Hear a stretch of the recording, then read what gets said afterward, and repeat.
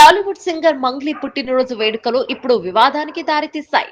చేవెళ్లలోని Tripura resort లో మంగళవారం రాత్రి జరిగిన మంగ్లీ బర్త్డే సెలబ్రేషన్స్ లో పోలీసులు ఆకస్మిక దాడులు నిర్వహించి భారీగా గంజాయి, విదేశీ దాడులు నిర్వహించి మద్యాన్ని స్వాధీనం చేసుకున్నారు. అలాగే ఈ పార్టీలో పాల్గొన్న పలువురికి చేసిన వైద్య పరీక్షలలో డ్రగ్స్ పాజిటివ్ గా తేలింది.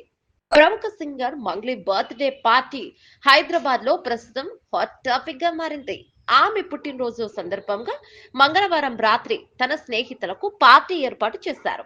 చేవెళ్లలోని త్రిపుర రిసార్ట్ లో ఈ బర్త్డే పార్టీ జరిగినట్లుగా సమాచారం. పక్కా సమాచారం అందుకున్న పోలీసులు త్రిపుర రిసార్ట్ పై దాడులు నిర్వహించి భారీగా విదేశీ మద్యం స్వాధీనం చేసుకున్నారు. ఈ క్రమంలోనే పలువురికి డ్రగ్స్ పరీక్షలు నిర్వహించగా పాజిటివ్ రిపోర్టు వచ్చింది.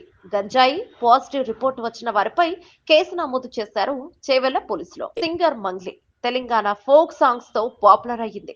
బతుకమ్మ నుంచి బోనాల పాటల వరకు మంగ్లీ పాడని పాట లేదు. ఆమె గాత్రానికి శ్రోతలు ఫిదా కావాల్సిందే.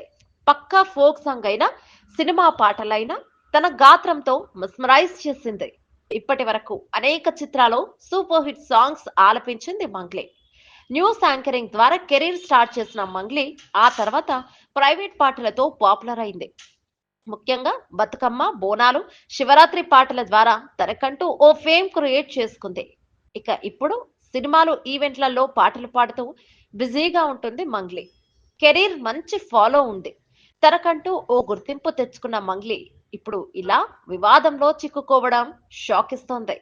ఇన్నాళ్ళు పల్లె పాటలతో అలరించిన మంగ్లీ బర్త్డే వేడుకలలో డ్రగ్స్ లభించడం ఇప్పుడు ఇండస్ట్రీలోనే హాట్ టాపిక్ గా మారింది.